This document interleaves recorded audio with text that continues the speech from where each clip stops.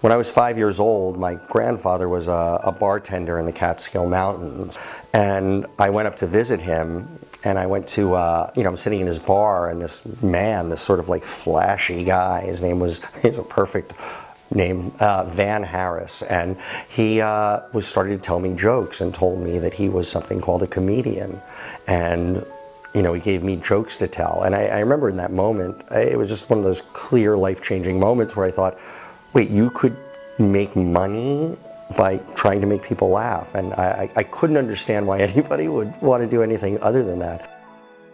I went to Syracuse University in 1982 and got out in 1986 and remember some of it. I was in a fraternity, I was in the Psi Upsilon fraternity, and I had great hair. I mean, that was the thing, just great, thick, luxurious hair. There was a TV station there, and we did a little comedy show there. At one point it was called Newswatch, and we would do that. It was sort of a fake news show, and most of it was quite horrible, but it was a great learning experience, because after we would after your classes, we would all kind of gather there, and you had to write your own sketches and your own pieces and do stuff in front of the camera, and it was very DIY before anybody said DIY. I actually traced back my entire career to an internship I did my junior year of Syracuse. It was for a show called PM Magazine, which was like sort of this stripped, what's going on in the city? And the host was this guy you might have heard of, Matt Lauer at the time, and he was a great guy. This guy Victor Fresco, who's a writer-producer in town, was running a show called Evening Shade with Burt Reynolds, and he liked my spec material and hired me as a story editor, a lower-level writer. And I flourished there, and from that moment on, I went from Evening Shade with crazy Burt Reynolds to Roseanne with crazy Roseanne, and then to Grace Under Fire with the craziest of them all, Brett Butler. And but it was great learning experience, and that really kind of launched me as a sitcom writer.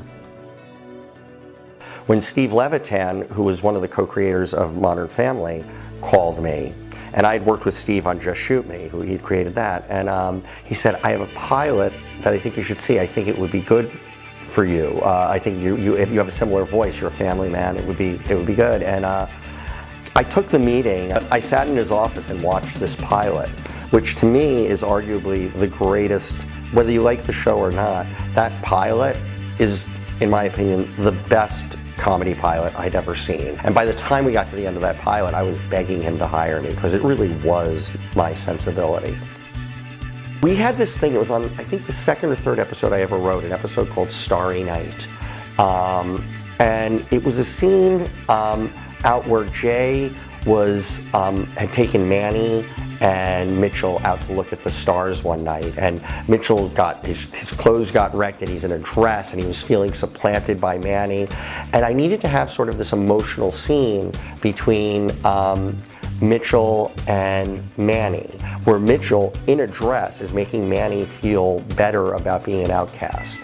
And it didn't quite work. The scene was not like clicking. We weren't feeling it emotionally. We'd written it, but watching it play out, it wasn't.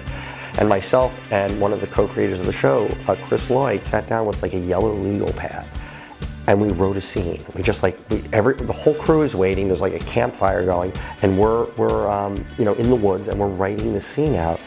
And I, to this day, think it's one of the better scenes we've ever done on the show. How many Emmys have I won? I lost track, 4.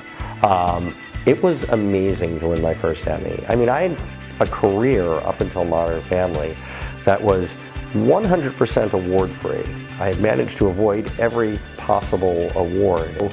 When they called, Modern Family, and we got up on that stage, it was really, it was the greatest moment. I really need the validation of others and trophies. So I didn't realize how much I needed it.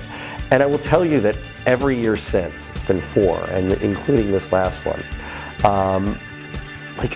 I love it just as much. I know how special it is, partly because, I went so long without it, and I treasure it. There's an Emmy-shaped hole in my soul that cannot be filled. I don't know. So. Oh my gosh, it's our car!